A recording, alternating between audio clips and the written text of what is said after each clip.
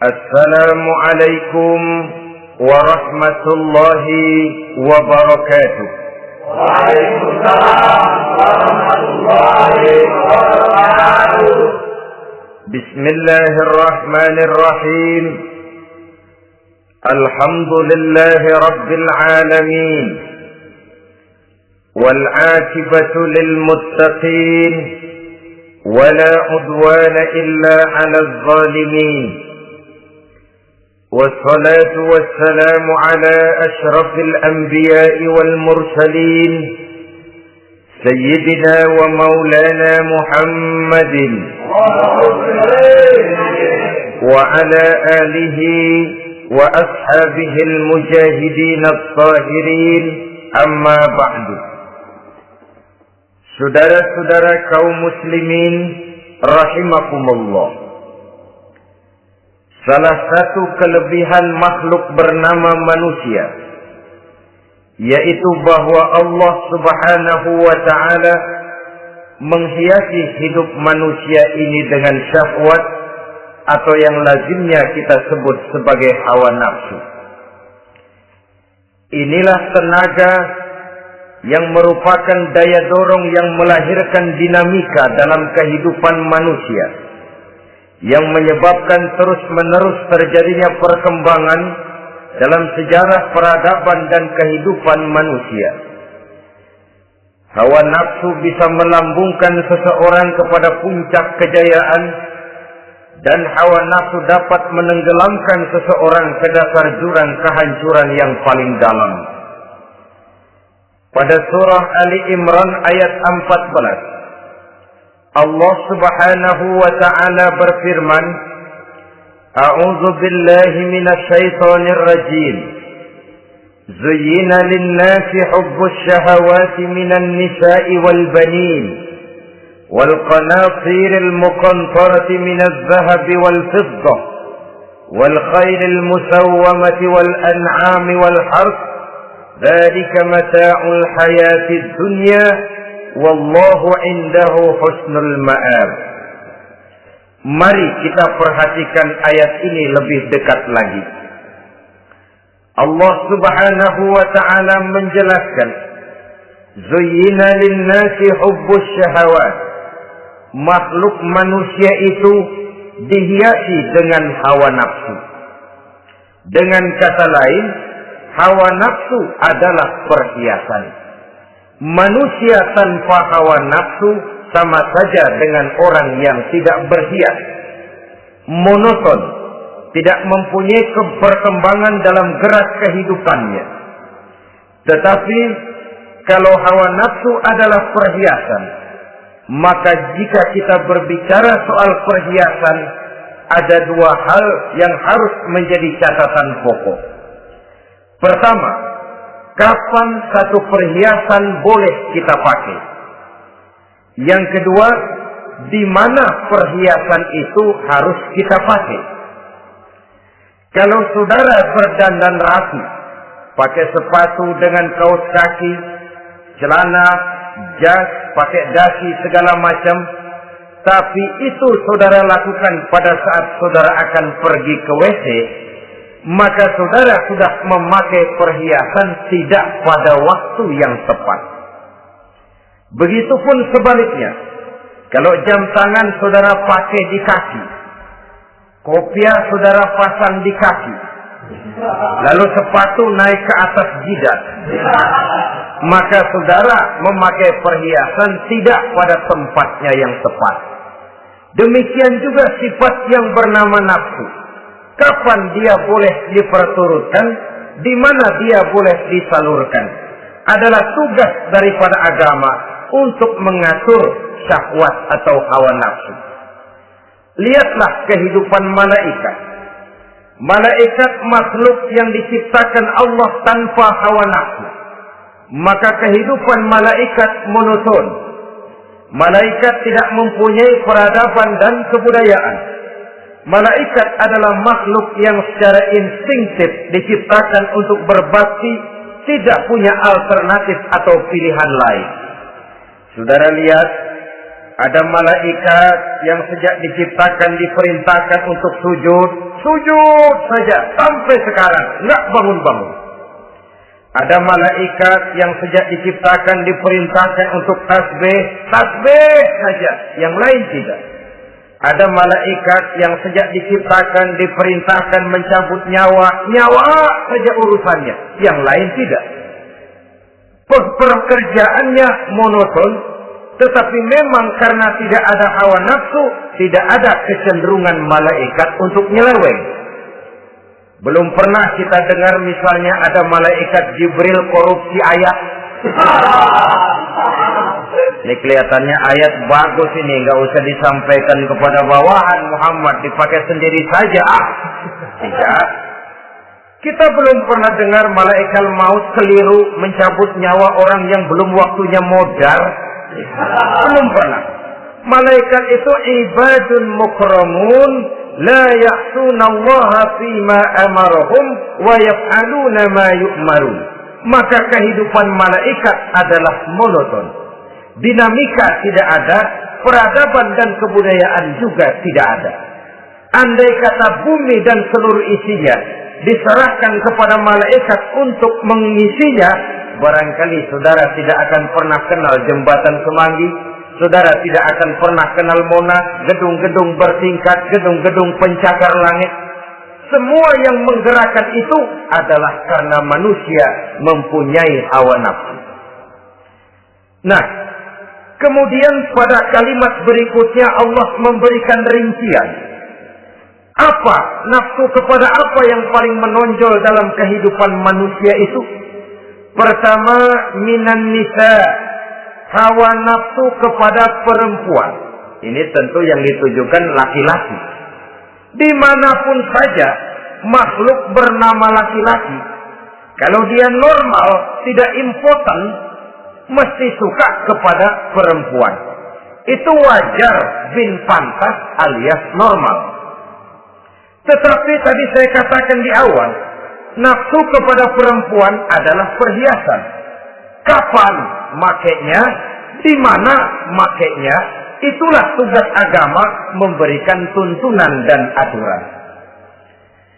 Saudara-saudara kaum muslimin rahimakumullah, nafsu kepada wanita dapat mengantarkan seseorang kepada puncak kejayaan, tapi nafsu kepada wanita bisa menenggelamkan seseorang ke jurang kehancuran.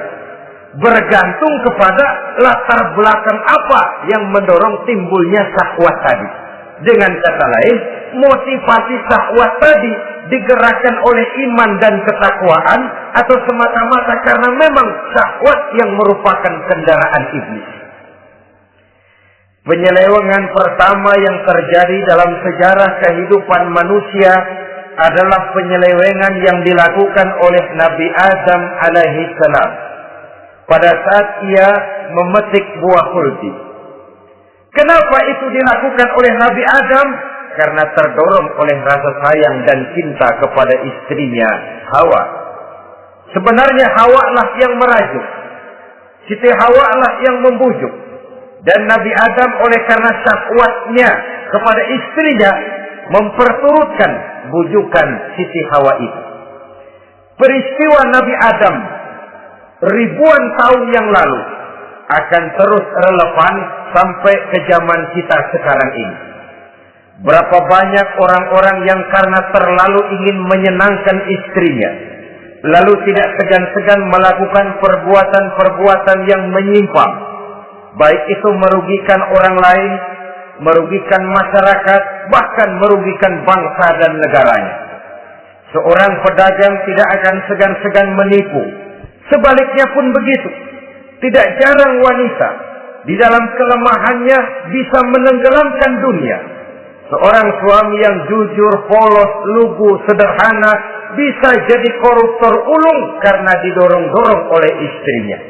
Istrinya barangkali bisa saja dibakar-bakar oleh tetangganya.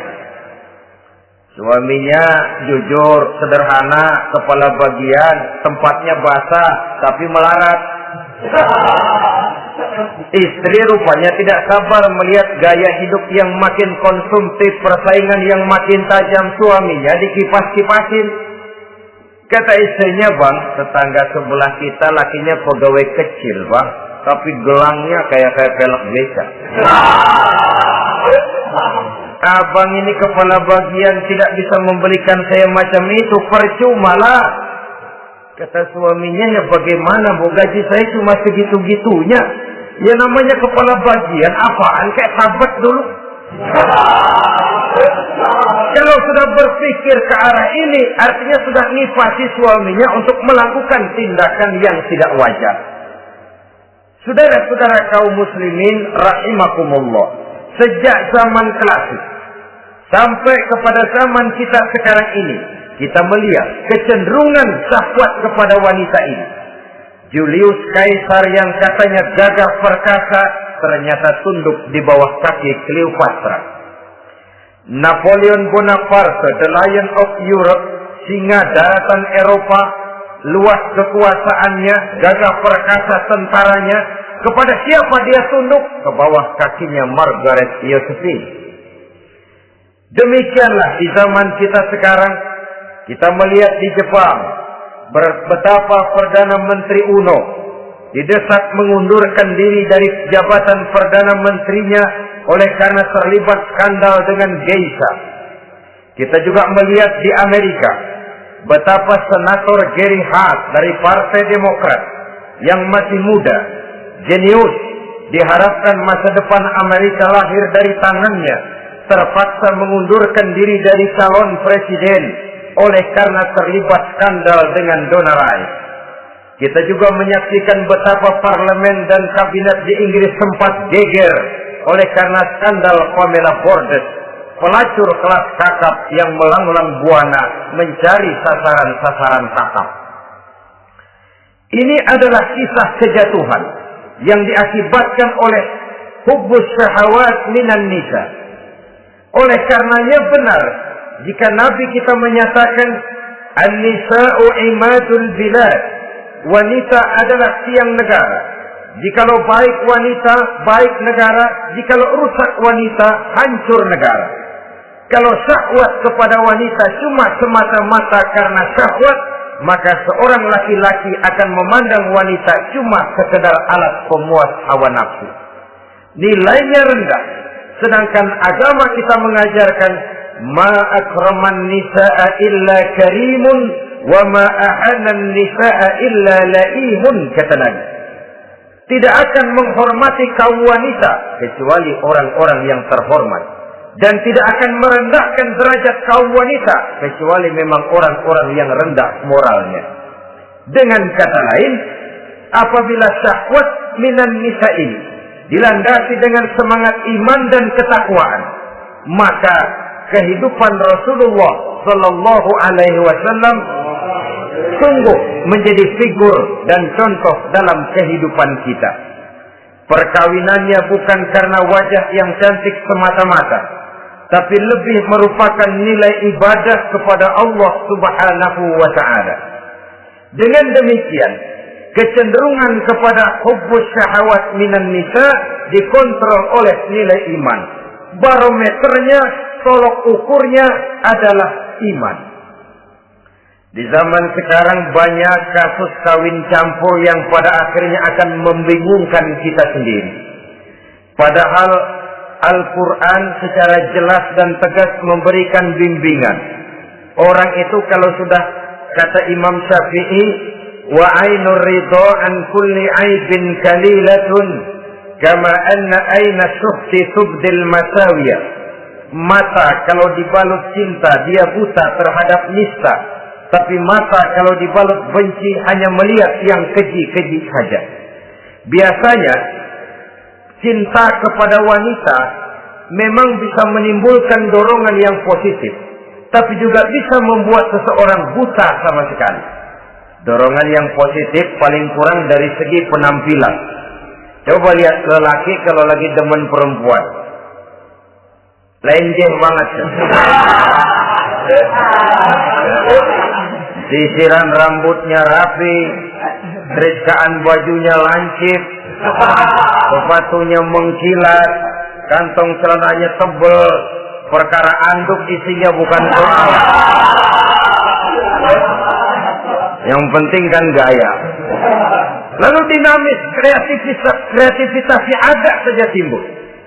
Tapi pada sisi lain, jika orang sudah kehilangan pertimbangan, juga kadang-kadang tidak segan-segan mengorbankan akidah, mengorbankan nilai-nilai iman.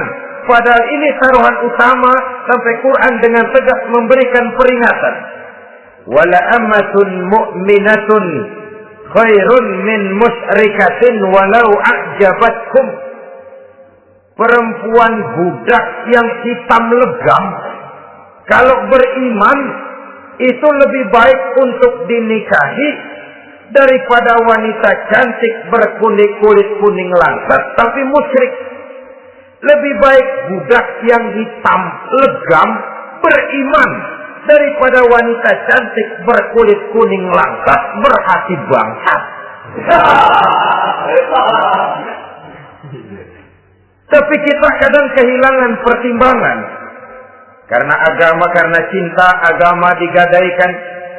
Karena cinta akidah terjual. Karena cinta keyakinan jadi korban. Ini semua penyakit yang datang dari hubbus syahawat minan nisa. Kecenderungan mengumbar nafsu kepada perempuan. Ini memang perhiasan, tapi bisa juga jadi bumerang dalam kehidupan manusia. Berapa banyak penyelewengan terjadi karena pengaruh wanita yang tidak bisa jadi bisa.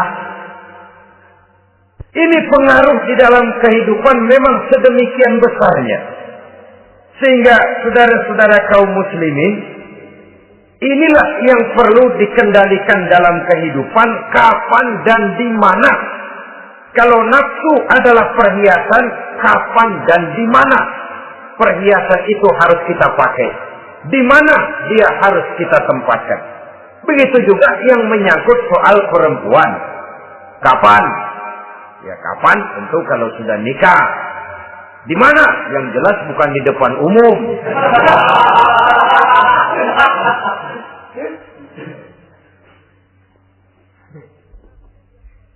Ini nafsu yang pertama, minan nisa. Yang kedua, wal banin. Dihiasi juga manusia dengan kecintaan kepada banin. Makna banin di sini al-aulad, anak-anak laki. Kenapa disebut banin, anak-anak laki? Karena pertama, sering anak laki itu lebih jadi kebanggaan buat orang tuanya ketimbang anak perempuan. Sebabnya apa? Pertama, faktor nasab. Silsilah lebih kuat kepada laki-laki ketimbang perempuan. Yang kedua, faktor cita-cita. Orang tua kalau punya anak laki-laki, cita-citanya panjang. Nah, kau nanti jadi dokter ya. Nah, jadi insinyur ya. Nah, jadi pilot ya. Nah, jadi pengusaha ya. Nah, jadi presiden ya. Tapi kalau dia punya anak perempuan, paling, ya, nak, mudah-mudahan nanti kamu dapat jodoh orang baik, nak. Dapat jodoh orang soleh. Saudara-saudara, yang ketiga, anak perempuan itu kalau sudah berkeluarga, biasanya pindah kepada lingkungan keluarga lain. Sehingga orang berkata, punya anak perempuan banyak sebenarnya seperti agen. Artinya ada yang mau bawa, kan gitu. Ada yang minta, ambil. Ada yang berminat, buntel. Paling dia nengokin orang tuanya lebaran. Ya syukur kalau sebulan sekali atau seminggu sekali. Tapi minimnya kan lebaran. Dengan demikian dari garis nasab ini lebih kuat al-banin ketimbang al-banat. Manusia dihiasi dengan kecintaan kepada anak-anak. Sering karena terlalu cinta kepada anak, kita menjerumuskan anak. Terlalu sayang kepada anak, segala maunya kita perturutkan tanpa kendali dan kendala. Akhirnya sifat yang demikian itu malah mendorong anak untuk manja, tidak percaya kepada kemampuan yang dimilikinya, selalu mengandalkan kepada kebesaran, kemampuan daripada orang-orang yang dibanggakannya itu. Dan dalam kondisi demikian, kedewasaan dan tanggung jawabnya akan lambat berkembang. Maka Allah Subhanahu wa ta'ala memperingatkan bahwa harta dan anak bisa menjadi fitnah. Dalam ayat lain Allah juga memperingatkan, ya ayyuhalladzina amanu la tulhikum amwalukum wa auladukum an dzikrillah. Wahai orang-orang yang beriman, jangan sampai hartamu dan anak-anakmu memalingkan kamu daripada mengingat Allah. Jangan sampai kesibukanmu kepada anak dan harta benda menyebabkan kamu sampai lupa mengingat Allah Subhanahu wa ta'ala. Berapa banyak manusia yang tenggelam dengan melupakan Allah, jauh dari agama, jauh dari tuntunan syariat, oleh karena disibukkan oleh persoalan anak dan persoalan harta benda. Maka satu-satunya jalan, jikalau kita tidak ingin anak kita sampai memalingkan kita daripada mengingat Allah, nilai-nilai keimanan harus ditanamkan kepada mereka sedini mungkin. Dengan bekal ini, maka mereka, anak-anak kita, insya Allah tidak akan membuat kita orang-orang tua ini berpaling daripada mengingat Allah, berpaling daripada kehidupan beragama. Memang karena anaklah kita orang tua peras keringat banting tulang, pergi pagi pulang sore cari nafkah. Karena anaklah kita orang tua kepala jadi kaki, kaki jadi kepala. Asal mereka bisa menikmati hari depan yang lebih baik dari yang kita nikmati sekarang ini. Tapi berapa banyak juga orang-orang tua yang tidak sadar akan amanah berupa anak ini. Mereka lalai, mereka bersikap masa bodoh, padahal tidak akan ada yang tidak dipertanggungjawabkan di hadapan Allah Subhanahu wa ta'ala. Orang tua bisa mendapat pensiunan pahala kalau anaknya tumbuh menjadi anak yang soleh. Tetapi orang tua pun bisa saja masuk neraka karena anaknya menjadi anak yang kurang ajar dan orang tuanya sama sekali tidak pernah memberikan pendidikan yang sebagaimana mestinya. Saudara-saudara kaum muslimin rahimakumullah, kita tentu berharap memperoleh pensiunan pahala dan bukan mendapat tambahan dosa dari kekurang ajaran anak-anak kita akibat kita sebagai orang tuanya tidak pernah mau mendidik mereka. Dalam hadis ada diriwayatkan, ada anak kurang ajar, sembahyang tidak, puasa ibadah tidak, kenal Allah tidak, beriman pun tidak, dosa kelewat banyak, kejahatan berkarat. Di akhirat nanti disidang dia, ditanya, kamu kenal siapa Tuhanmu? Tidak. Kamu tahu siapa nabimu? Tidak. Kitab sucimu apa? Tidak tahu. Kiblatmu di mana? Tidak ada. Kamu sholat? Tidak pernah. Kamu puasa? Tidak pernah. Wah, kalau begitu kamu rusak sekali. Kamu neraka. Anak ini mengajukan protes. Saya menuntut keadilan. Benar saya tidak kenal siapa Tuhan saya. Saya tidak tahu apa kitab suci saya. Saya tidak pernah mendirikan sholat. Tidak pernah melaksanakan puasa. Pendeknya tidak ibadah dan tidak iman. Tapi semua itu terjadi. Sebab-sebabnya tidak lain karena orang tua saya tidak pernah mendidik dan mengajarkan saya. Orang tua saya tidak pernah mengarahkan saya ke jalan itu. Sampailah saya seperti keadaan yang sekarang ini. Orang tua saya enak-enakan ngaji, saya teler diantepin aja. Orang tua saya memegang kitab, saya megang botol. Dia tahu, dia diam saja. Dia tahu dan dia tidak memberikan peringatan. Karena orang tua saya lah, maka saya jadi seperti sekarang ini. Kalau saya harus masuk ke dalam neraka, saya menuntut keadilan agar orang tua saya juga ikut bersama saya gabung ke dalam neraka. Orang tuanya yang baik-baik dipanggil, sudah mau berangkat ke surga nih orang tua, dipanggil, "Ntar dulu mas, ini dulu." Mau kemana, kencang banget? Surga pak, nanti dulu urusan belum beres. Ini benar anakmu ini. Dilihat anaknya, iya anak saya ini. Waktu di dunia nggak pernah diajarin ngaji, nggak pernah. Sampai dia nggak kenal Tuhannya, nggak kenal nabinya, nggak kenal kiblatnya, nggak kenal kitabnya. Iya. Dia sembahyang, kamu dia nggak sholat, kamu diamin aja. Iya kali. Kenapa pakai kali? Yang benar ngomong. Ramadan dia nggak puasa, kamu nggak tegur, kamu diam saja. Iya. Wah, kamu nggak tanggung jawab. Kamu tahu anak itu adalah amanah. Menyia-nyiakan amanah adalah khianat. Khianat adalah dosa besar. Jadi bagaimana saya? Ya kamu gabung sama anakmu, join ke neraka berdua bareng. Lantaran kamu tidak mau mendidik mereka, anak-anakmu, maka jadilah anak-anakmu seperti sekarang ini. Saudara-saudara kaum muslimin rahimakumullah. Sebaliknya, jikalau anak-anak kita yang kita cintai ini, yang merupakan buah hati belahan jantung, tumbuh dan berkembang menjadi anak-anak yang soleh, yang bermanfaat bagi masyarakatnya, bagi agama, bangsa dan negaranya, kita orang tuanya bolehlah tentram menerima pensiunan pahala. Menerima pensiunan pahala dari kesolehan anak yang ditinggalkannya. Alangkah nikmatnya mendapat pensiunan pahala. Terbaring kita di bawah pohon kemboja, nilai kebaikan kita dikenal orang, nama kita akan tetap hidup. Oleh karena kita meninggalkan anak-anak yang tumbuh menjadi generasi yang soleh, bukan anak yang salah.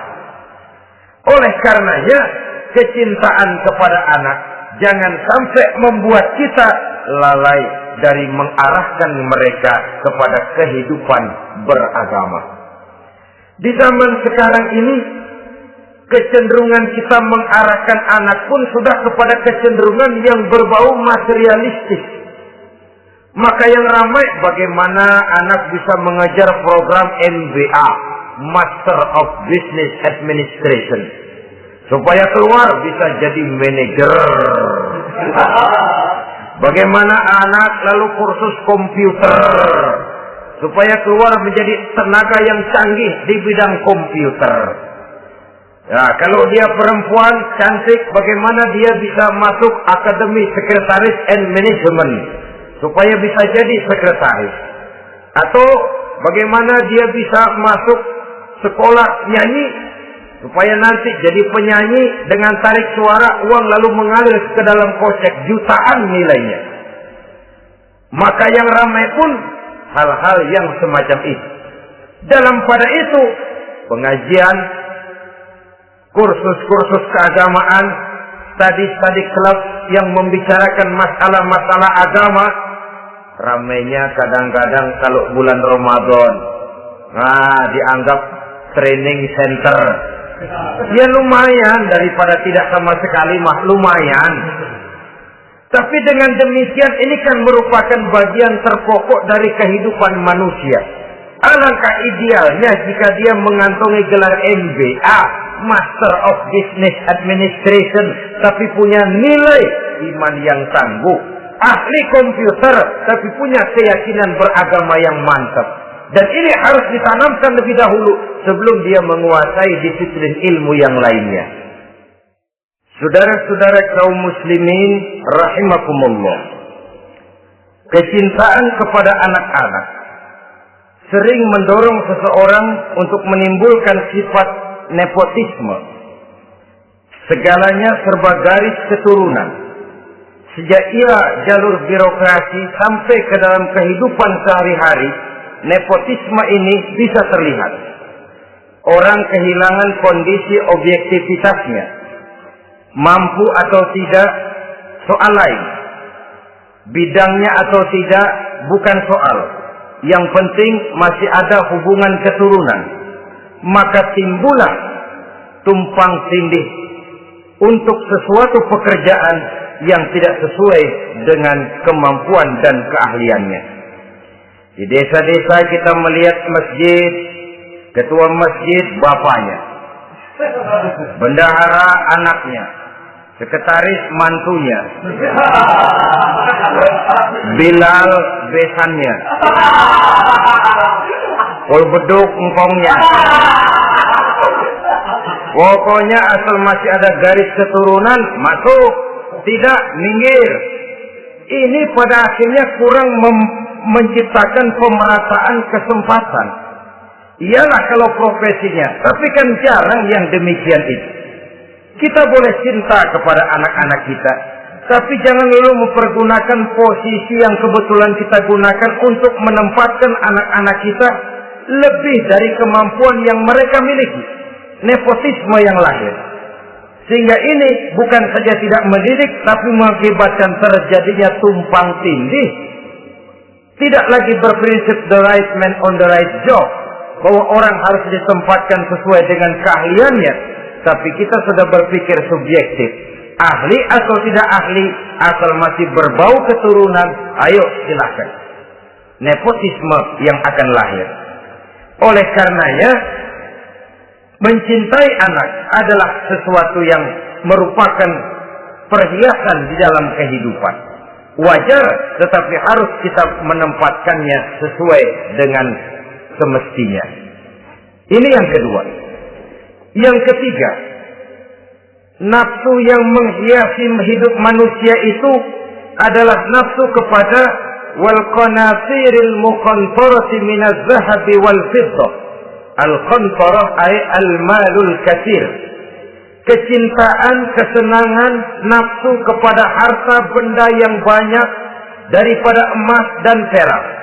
Ini tentu sesuai dengan situasi dan kondisi. Kecintaan untuk mengumpulkan harta benda yang sebanyak-banyaknya. Baik itu berupa emas, baik itu berupa perak. Ini cuma penyebutan beberapa jenis dari kecenderungan manusia kepada harta benda. Bukankah sering dikatakan orang bahwa manusia di dalam berhadapan dengan harta itu seperti meminum air laut. Makin diminum, makin kering tenggorokan, makin haus kita dibuatnya. Apabila watak ini kita perturutkan, maka manusia tidak akan pernah kenal puas, tidak akan pernah kenal cukup. Nabi kita memberikan peringatan. Lau anna libni Adam wadiyani min zahabin labtagha lahu masalisan wa la yamla'u jawfa ibn Adam illa turab. Andai kata manusia mempunyai dua buah ladang yang seluruhnya berisi emas, akan puaskah manusia? Tidak. Mereka akan cari ladang emas yang ketiga. Wala yamla'u jawfa ibn Adam illa turab.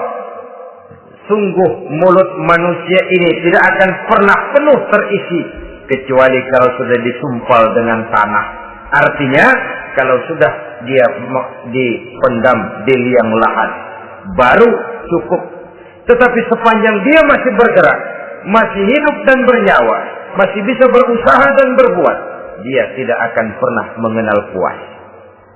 Ini akan mendorong manusia terjebak kepada menghalalkan segala cara untuk mencapai tujuan. Yang penting kaya, kan begitu. Dan cepat. Sebab sekarang orang sering motong kompas. Yang penting kan cepat kaya.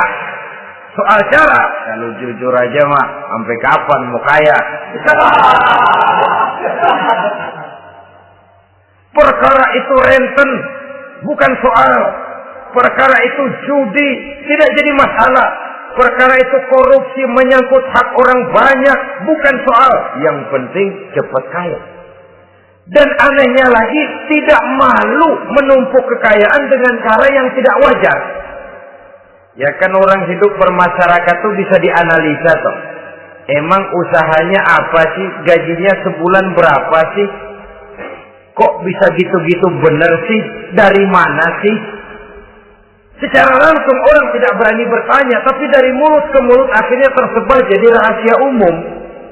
Si Ano kan punya Ano, dia Anonya seano. Ini bisa jadi bahan pertanyaan dalam kehidupan, akhirnya jadi gunjingan. Orang sudah tidak terlalu peduli dari mana kekayaan itu diperoleh, yang penting kaya.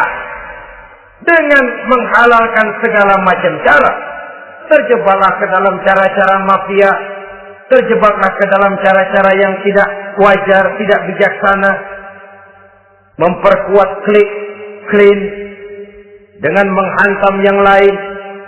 Saudara-saudara kaum muslimin rahimakumullah, bahwa manusia punya nafsu ingin kaya itu boleh. Boleh. Agama memberikan tuntunan, memberikan aturan. Tidak hanya sekedar asal kaya, tidak hanya sekedar asal banyak harta.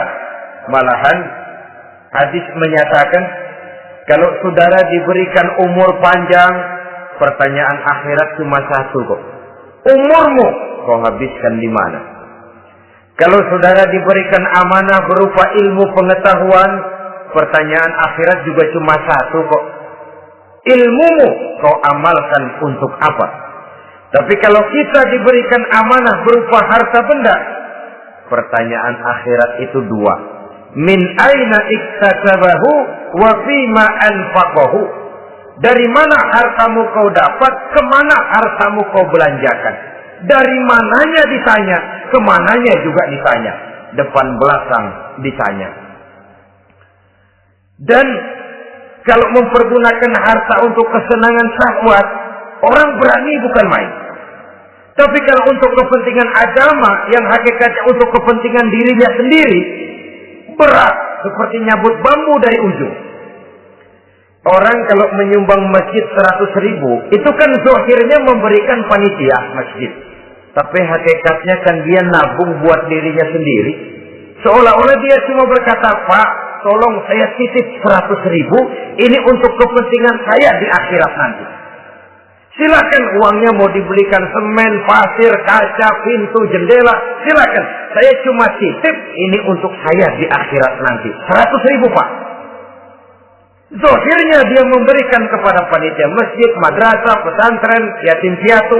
Hakikatnya dia nabung buat dirinya sendiri di akhirat. Malah tabungan ini bukan SDSB namanya, SDBS. Sumbangan dana berhadiah surga. Itu SDBS namanya. Sekarang orang mengejar SDSB, lalu berat mengejar SDBS. Sumbangan dana yang berhadiah surga. Langsung dari Allah subhanahu wa ta'ala. Coba kalau dia main golf, sewa lapangan golf itu 400-500 ribu sebulan. Paling 45 kali main. Beli stick golfnya saja sampai jutaan. Datang panitia pembangunan masjid 100. Ini tadi doain masuk surga lagi. Surga 100.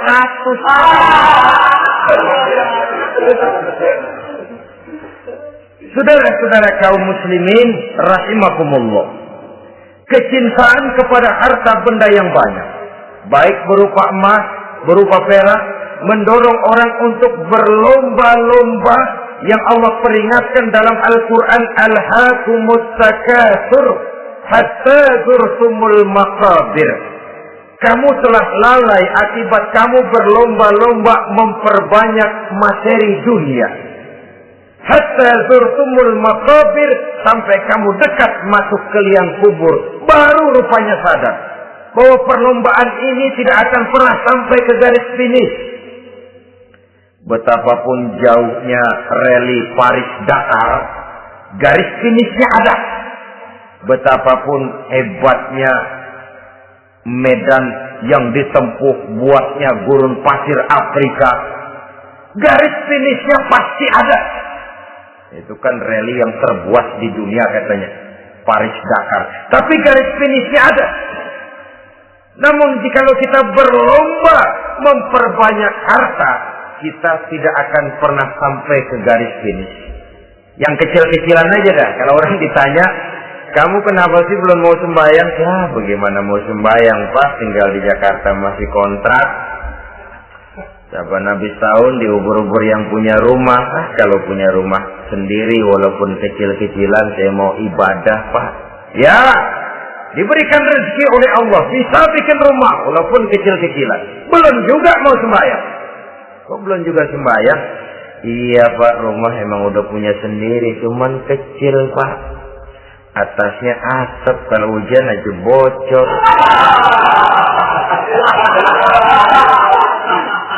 Kalau bisa bikin rumah yang permanen, Pak, tenang, saya ibadah, sembahyang saya rajin. Iyalah, diberikan rezeki, bisa bikin rumah permanen. Bagus rumahnya. Lain lagi. Iya, rumah sudah permanen, tembok, ubin. Cuman isinya belum ada, Pak, perabotannya. Kalau punya peralatan rumah tangga yang memadai, tenang, saya ibadah. Diberikan juga rezeki, bisa beli perabotan rumah tangga yang lumayan. Di atas tekelnya sudah pakai karpet, mebelnya spaghetti, tempat tidurnya alga spring bed, dan lo-pilo, ada kulkas, ada TV, di sebelah TV ada kunci mobil. Kuncinya mobilnya.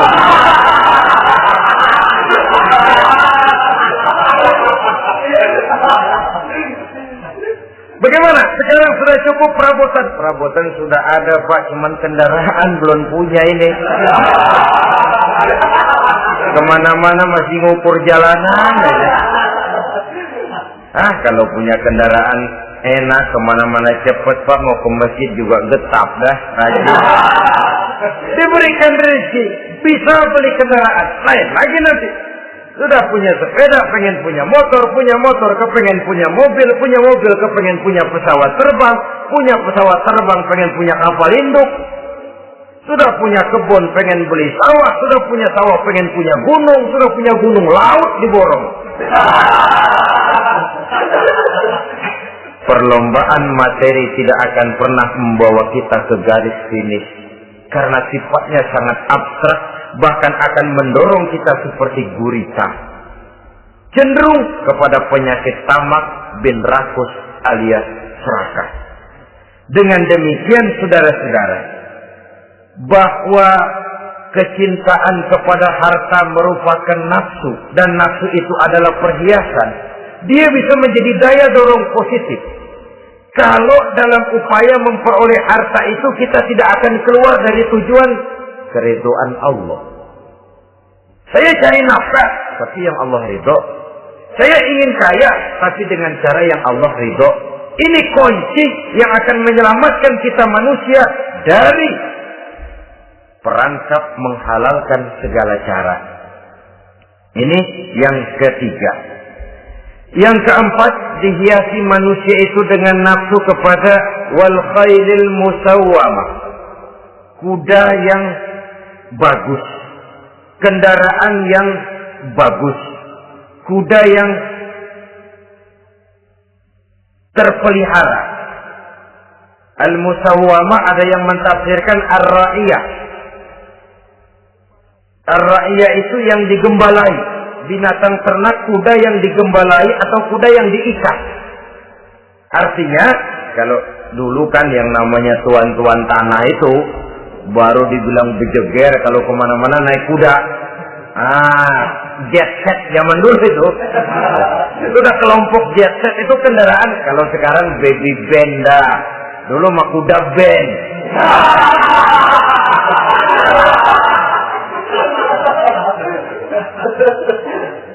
Manusia punya kecenderungan suka kepada kendaraan. Apalagi di zaman sekarang ini, Wah, iklan-iklan itu kan sangat menggoda kita.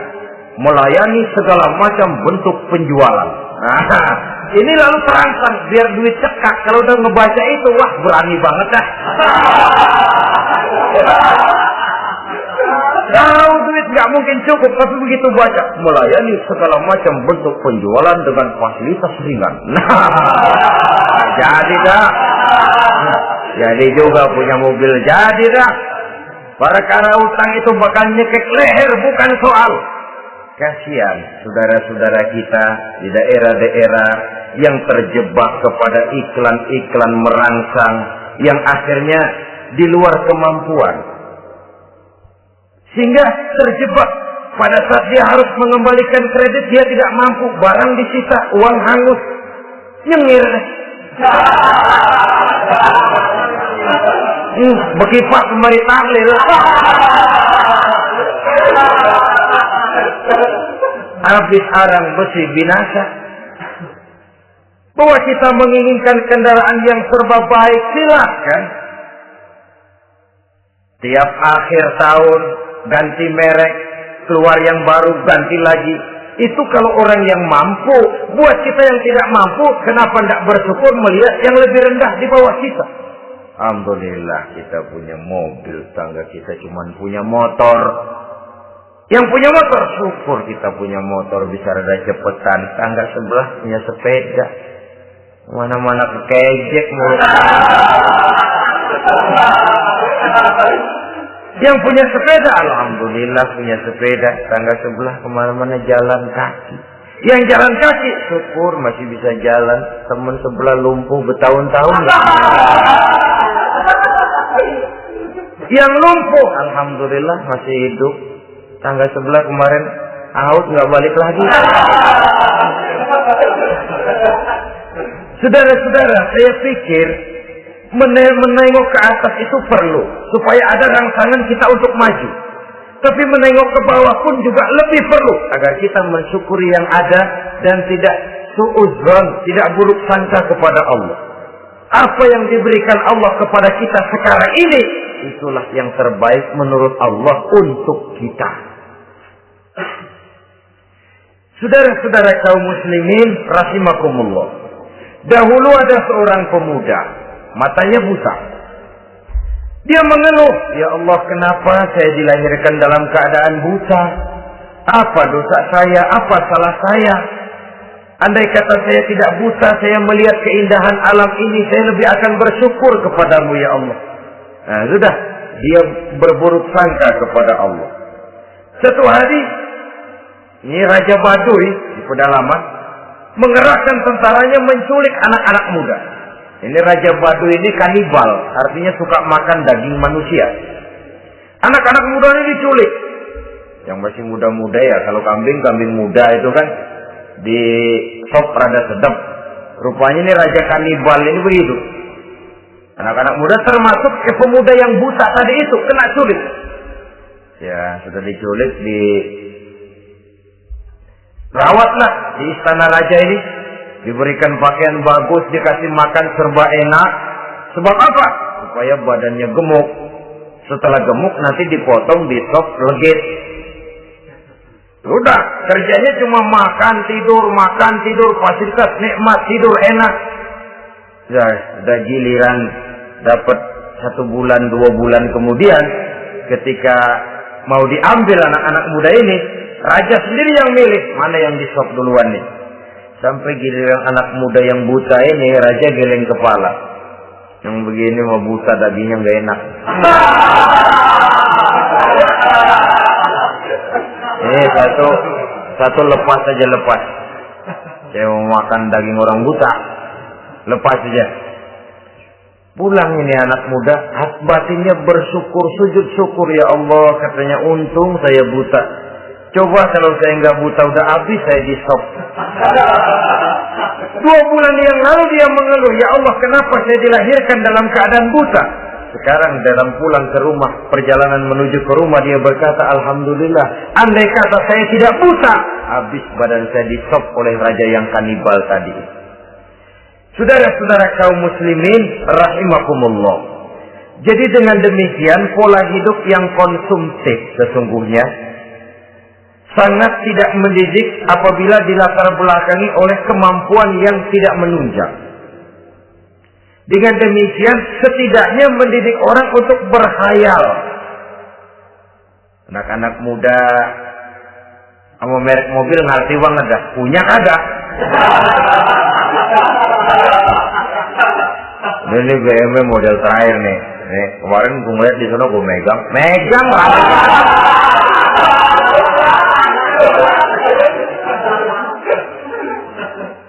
Tulul amal ini kalau tidak diimbangi dengan saluran yang positif, dia akan terjebak kepada penyakit tulul amal, panjang angan-angan. Baiklah ya, wal khailil musawwamah.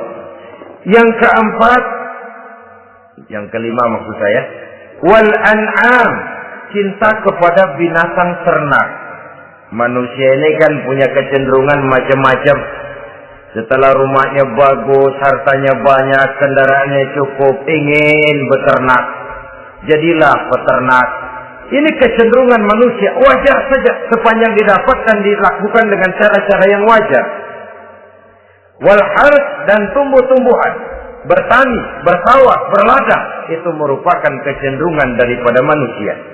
Keseluruhan itu kata Allah, kecintaan kepada wanita, kepada anak, kepada harta benda, kepada kendaraan, kepada binatang ternak, kepada tumbuh-tumbuhan, zalika, semua itu mata'ul hayatid dunya, merupakan kesenangan hidup dunia. Berapa lama kesenangan hidup dunia? Sebentar, seumur manusia. Seumur manusia. Bahkan kadang-kadang pada saat dia masih hidup pun orang tidak sepenuhnya sempat menikmati kesenangan hidup dunia. Apabila ajal datang, selesailah kehidupan dunia sampai di situ.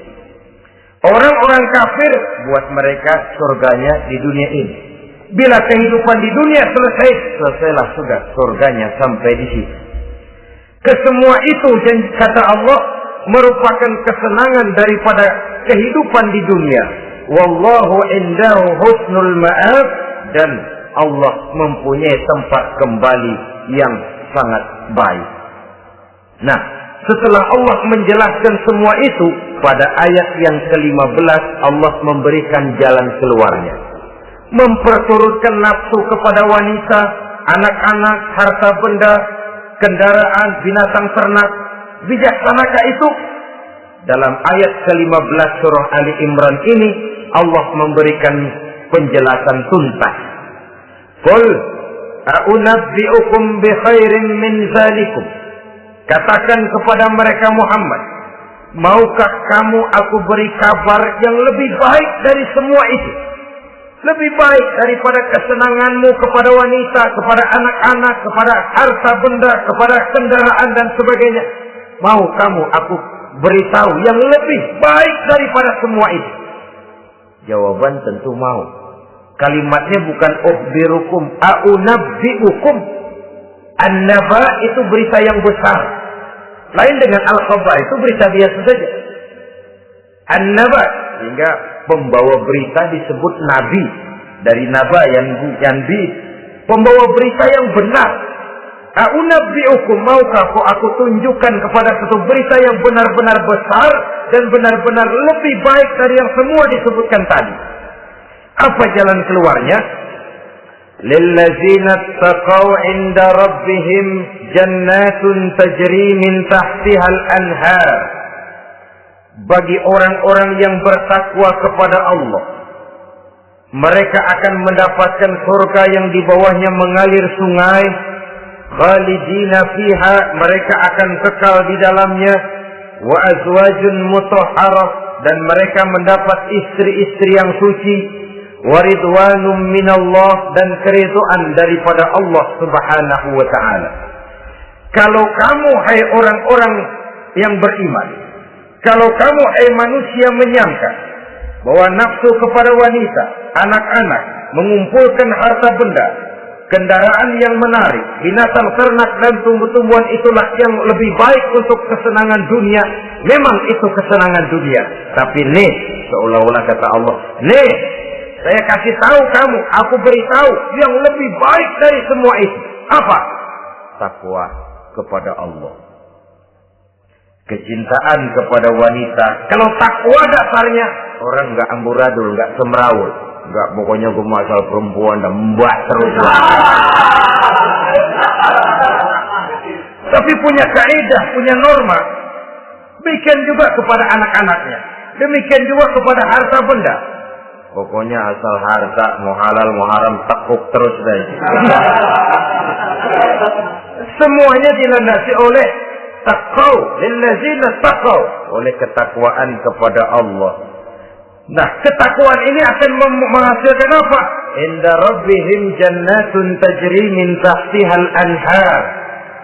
Melahirkan, menghasilkan surga yang di bawahnya mengalir sungai-sungai. Saudara-saudara kaum muslimin rahimakumullah, jika kita menyangka bahwa wanita bisa memberikan kesenangan, iya, kesenangan dunia. Jika kita menyangka bahwa harta benda bisa memberikan kesenangan, iya, kesenangan dunia. Jika kita menyangka bahwa kendaraan bisa memberikan kesenangan, iya, kesenangan dunia. Tapi kita tidak cuma ingin itu. Kita ingin itu semua juga bisa membawa kesenangan akhirat. Caranya landasi dengan takwa. Kesenangan kepada wanita didasari dengan takwa. Maka jangan jadikan wanita cuma sekedar alat pemuas hawa nafsu. Kesenangan kepada anak-anak dilandasi dengan takwa. Maka anak-anak diarahkan kepada jalan yang diridhoi Allah. Kesenangan kepada kendaraan dilandasi dengan takwa, maka kendaraannya selalu mengarah berjalan menuju jalan takwa, diridhoi oleh Allah Subhanahu wa taala. Kalau tidak, itu mobil selempengan Ancol gancang banget ya. Tapi giliran dihadapin ke masjid, mogok merumahnya. Urusan ngaji ada aja halangannya tuh kendaraan. Tapi kalau untuk urusan maksiat, ngebut benar-benar. Dilandasi dengan ketakwaan. Sehingga dengan demikian, tidak hanya sekedar surga di dunia ini, tapi lebih-lebih di surga di akhirat nanti. Khalidina fiha, kekal. Kalau dunia ini kan zillun zail, bayangan. Hari ini kita jaya, besok kita bangkrut. Siapa yang mau menghalangi?